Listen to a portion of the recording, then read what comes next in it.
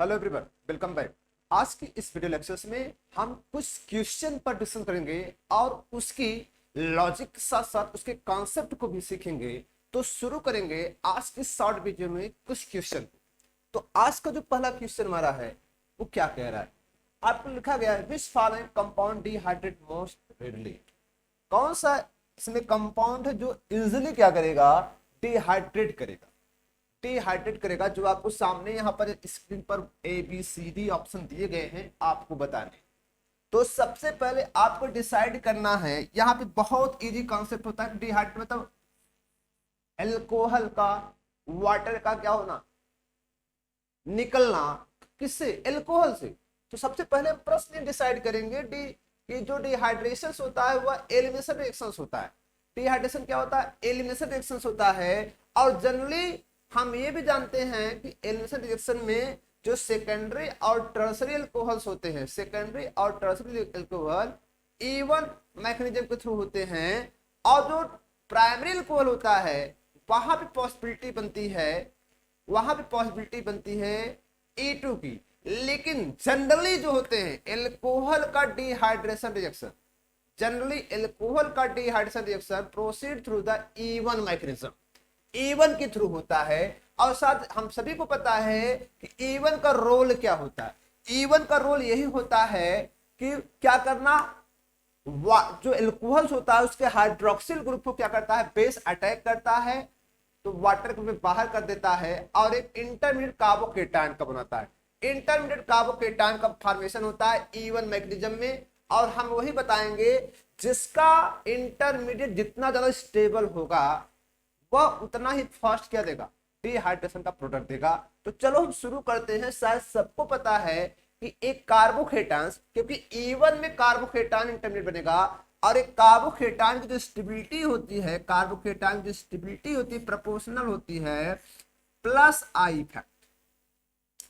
अब कार्बोकेटायन की स्टेबिलिटी होती है माइनस आई की इनवर्सली होती है, माइनस आई के क्या होती है, इनवर्सली होती है। तो आखिर ऐसा क्या है, इन सभी में हम देखेंगे ऐसा क्या होगा।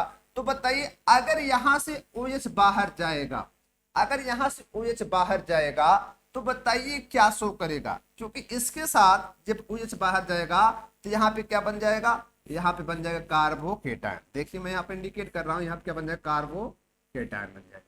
यहां से भी OH अगर बाहर जाएगा फर्स्ट स्टेप में तब भी क्या बनेगा, कार्बोकेटायन बनेगा। बोलो बनेगा नहीं? और यहां से भी अगर OH बाहर जाएगा तो यहाँ पर भी क्या बनेगा, कार्बोकेटायन। क्योंकि हमें पता है बेस अटैक करेगा, यहाँ पर बनेगा कार्बोकेटायन। क्या बनेगा, कार्बोकेटायन। यहाँ पर भी कार्बोकेटायन बनेगा। नाउ नेक्स्ट सिचुएशन क्या होगी, अगर यहाँ से भी OH जाएगा यहाँ पे भी क्या बनेगा, कार्बोकेटायन।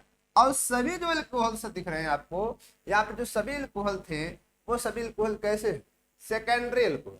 क्या है, सेकेंडरी एल्कोहल है। तो सेकेंडरी एल्कोहल होने की वजह से अब चलिए देखिए इसमें कौन सा कार्बोकेटायन ज्यादा स्टेबल। क्योंकि यहाँ पर अगर हम देखेंगे इसमें क्या है, ये ग्रुप माइनस आई को शो करेगा और ये ग्रुप भी क्या है, माइनस आई को शो करता है। तो ये जो दो ग्रुप, ये भी ग्रुप कौन सा है बताओ, माइनस आई को शो करता है।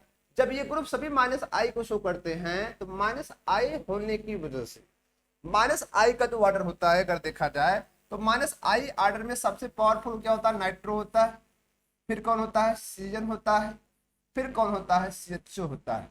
तो माइनस आई का पावर सबसे ज्यादा, सबसे कम किसका होगा, ये आपका मिथाइल। तो प्लस आई शो करता है, ये तो प्लस आई शो करता है। तो बताए इसमें कौन सा इंटरमीडिएट ज्यादा स्टेबल होगा, वह इंटरमीडिएट ज्यादा स्टेबल होगा जिसको कम माइनस आई मिलेगा। तो सबसे कम माइनस आई किसको मिल रहा है, ये तो सबसे कम माइनस आई, मतलब ये किसको शो करते हैं, प्लस आई को शो करते हैं। किसको शो करते हैं, प्लस आई को शो करते हैं। जिसके कारण ये इलेक्ट्रॉन को विथड्रॉ कर रहे हैं, सॉरी इलेक्ट्रॉन को रिलीज कर रहे हैं। इलेक्ट्रॉन को जब रिलीज करते हैं ये स्टेबलाइज होता है, इसका चार्ज मिनिमाइज होता है। लेकिन यहाँ पे क्या होता है, दोनों पॉसिबिलिटी होती है, इधर से इलेक्ट्रॉन क्या रिलीज होता है, इधर से क्या होता है, विथड्रॉ होता है। तो यहाँ पे जो स्टेबिलिटी ऑर्डर होगी, स्टेबिलिटी में सबसे बेस्ट स्टेबल कौन होगा, सबसे अच्छा स्टेबिलिटी, जो स्टेबिलिटी ऑर्डर होगी केटायन की, तो बताओ क्या होगा, स्टेबिलिटी जो होगी वो सबसे बेस्ट किसकी होगी, तो स्टेबिलिटी आपकी डी की सबसे ज्यादा होगी।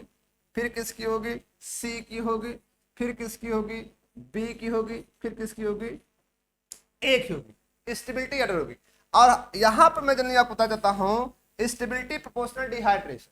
तो यहाँ पर जो आपका डिहाइड्रेशन होगा, डिहाइड्रेशन जो होगा वो डिहाइड्रेशन क्या होगा, proportional stability of कार्बोकेटन, stability of कार्बोकेटन, कार्बोकेटन की स्टेबिलिटी होती है। दैट इज हमारा जो ऑर्डर होगा दोनों क्या होंगे, सेम हो जाएंगे। तो सबसे फास्ट जो डिहाइड्रेशन शो करेगा वो कौन शो करेगा, डी करेगा, फिर सी करेगा, फिर बी करेगा, फिर कौन करेगा, ए करेगा। जो हमारा ऑप्शन हो जाएगा वो कौन हो जाएगा, डी राइट आंसर हो जाएगा। डी क्या हो जाएगा, राइट आंसर हो जाएगा। चलिए नेक्स्ट क्वेश्चन तरफ चलते।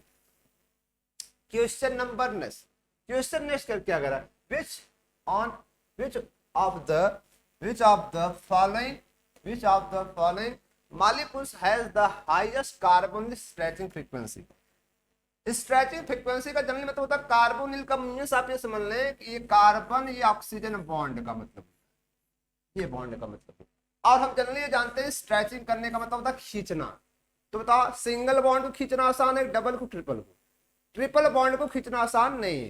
तो बताओ जिसमें जितना ज्यादा नंबर ऑफ बॉन्ड ऑर्डर होगा कार्बन ऑक्सीजन के बीच में, उतना ज्यादा उसकी स्ट्रेचिंग होगी, उतना ज्यादा में एनर्जी रिक्वायर होगी उसको क्या करने के लिए, ब्रेक करने के लिए। और साथ में पता है कि जो कार्बोनिल्स होता है वो कार्बोनिल्स में ऑक्सीजन के पास लोन पेयर होता है, और लोन पेयर होने की वजह से ध्यान से क्लियर कीजिएगा, ये जो लोन पेयर होता है अगर ये लोन पेयर बॉन्डिंग में चला जाएगा तो इसमें क्या होगा, कार्बन ऑक्सीजन बीच क्या हो जाएगा, ट्रिपल बॉन्ड कैरेक्टर आ जाएगा, ट्रिपल बॉन्ड कैरेक्टर आ जाएगा, जिसकी वजह से उसकी फ्रीक्वेंसी क्या होगी, बढ़ेगी।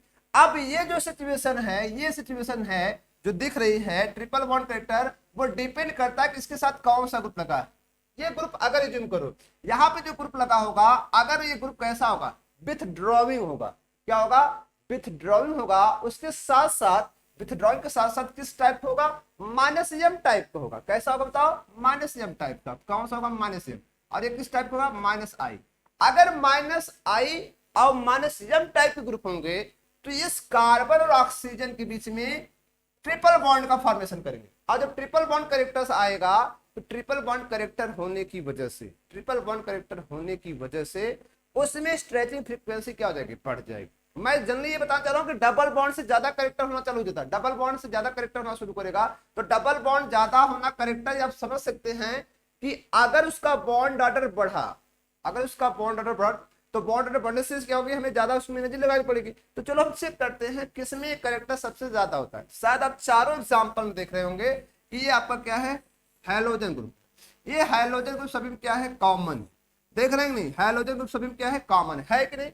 अब जब हैलोजन ग्रुप कॉमन है तो यहाँ पर हम लोग सेकेंड ग्रुप को प्रेफर करेंगे। जब सेकेंड ग्रुप में देखेंगे तो ये जो हमारा ग्रुप होता है, आप सभी समझ सकते हैं, ये जो CH3 ग्रुप होता है ये क्या शो कर सकता है। ये ग्रुप एक ऐसा ग्रुप होता है जो कि इलेक्ट्रॉन रिलीजिंग ग्रुप होता है, जिसको हम कह सकते हैं कि ये हाइपर कॉन्जुगेशन में दे सकता है, मेजोमेरिक इफेक्ट। तो मतलब ये ग्रुप आपका किस टाइप का ग्रुप है, ये ग्रुप खींचता नहीं बल्कि इलेक्ट्रॉन को देगा। यहाँ पर अगला सिचुएशन क्या है, जिसका मतलब यहाँ पर अगर हम देखें, यहाँ पर ये जो ग्रुप होता है मेजोमेरिक इफेक्ट होता है, जो आपका प्लसियम होता है वो डोमिनेट किस पर होता है, माइनस आई पर, क्योंकि ये वाला ग्रुप कैसा है, माइनस आई। कैसा है बताओ, माइनस आई। अगला क्या बताओ, ये फ्लोरीन होता है। फ्लोरीन ये वाले ग्रुप को अगर हम देखें तो यहाँ पर भी क्या होता है, क्योंकि फ्लोरीन के पास दोनों नेचर पाए जाते हैं। फ्लोरीन के पास लोन पेयर भी होता है और लोन पेयर होने की वजह से मेजोमेरिक भी दे सकता है, लेकिन यहाँ पर इसका जो माइनस आई होता है वो ज्यादा इफेक्टिव होता है। माइनस आई मोर डोमिनेंट किस पर होता है, बोलो, मोर डोमिनेंट प्लस एम पर, मेजोमेरिक इफेक्ट पर। मेजोमेरिक इफेक्ट पर मतलब ये लोन पेयर देने की बजाय क्या करता है, इलेक्ट्रॉन खींचता है। ये वाला प्रोसेस क्या होता है, प्लस एम को शो करता है। ये वाला किसको शो करता है, माइनस आई को। तो यहाँ पर जो माइनस आई इफेक्ट होता है प्लस एम पर बहुत डोमिनेंट होता है। प्लस एम का मतलब होता है इलेक्ट्रॉन को डोनेट करना और रेजोनेंस बनाना, रेजोनेंस बनाना। तो यहाँ पर नेक्स्ट सिचुएशन देखते हैं, यहाँ पर हम देख पा रहे हैं क्लोरीन तो दिख रहा है, ये आपका जो आपका एल्कोक्सी ग्रुप होता है। एल्कोक्सी एक ऐसा ग्रुप होता है जिसके अंदर दोनों नेचर पाए जाते हैं, दोनों नेचर पाए जाते हैं। कौन सा नेचर बताओ, ये दोनों नेचर शो करता है। ये मींस इलेक्ट्रॉन को अट्रैक्ट करता है और दूसरा किताब प्लस एम भी शो करता है। प्लस एम का मतलब आप समझ सकते हैं कि इस ग्रुप के पास ऑक्सीजन के पास एक लोन पेयर होता है। लोन पेयर होने की वजह से ये क्या करता है, प्लस एम भी शो करता है और यहाँ पर क्या करता है, माइनस आई शो करता है। लेकिन इसका भी जो होता है माइनस आई जो होता है डोमिनेट होता है किस पर, प्लस एम पर। माइनस आई डोमिनेट किससे बताओ, प्लस एम पर होता है। नाउ नेक्स्ट केस में देखेंगे, नेक्स्ट केस में आपको दिख रहा होगा ये जो ग्रुप होता है, ये NH2 ग्रुप जो दिख रहा है, NH2 ग्रुप के पास सभी को पता होगा इसके पास लोन पेयर होता है, और ये जो लोन पेयर होता है इस पर प्लस m जो होता है डोमिनेट हो जाता है माइनस I पे। आप कहेंगे सर इसका मतलब क्या हो रहा है, तो आप सबसे पहले आप इसको क्लियर कर ले, एक टर्मिनोलॉजी का हमारा इस्तेमाल करें। मिस जो ये डबल बॉन्ड कैरेक्टर्स होता है ये तो चीज हमारी कॉमन है, ये डबल बॉन्ड कैरेक्टर अगर हमारा है तो इसका मतलब ये जो जी हमारा है कॉमन है। अब ये बताओ एम डिसाइड करेगा, माइनस एम वाला होगा तो double triple bond character show करेगा, ट्रिपल बॉन्ड कैरेक्टर शो करेगा, लेकिन प्लस एम वाला होगा तो उल्टा हो जाएगा, प्लस एम वाला होगा तो उल्टा होगा। प्लस एम का मतलब होता है वो क्या करेगा, इलेक्ट्रॉन को डोनेट करेगा और क्या करेगा, यहाँ पे क्या करेगा, यहाँ पे डबल, ये क्या होगा सिंगल हो जाएगा। जो डबल बॉन्ड था कार्बन ऑक्सीजन इसमें वो क्या होगा सिंगल में कन्वर्ट होगा। तो बताओ डबल सिंगल, सिंगल को तोड़ना तो आसान है, तो यहाँ पे क्या दिख रहा है, इसका मतलब माइनस एम का अपोजिट होता है प्लस एम, तो सबसे कम इसका मतलब ये lone pair to pi, pi to lone pair, कुछ ऐसा क्रिएट होगा और जिसकी वजह से कार्बन ऑक्सीजन में सिंगल बॉन्ड हो जाएगा और जिसको खींचना में क्या होगा आसान होगा। तो सबसे पुअर स्ट्रेचिंग किसमें होगी, सबसे पुअर स्ट्रेचिंग डी शो करेगा, सबसे पुअर स्ट्रेचिंग कौन शो करेगा, डी शो करेगा। अब रहा प्रश्न इसके बाद कौन आएगा।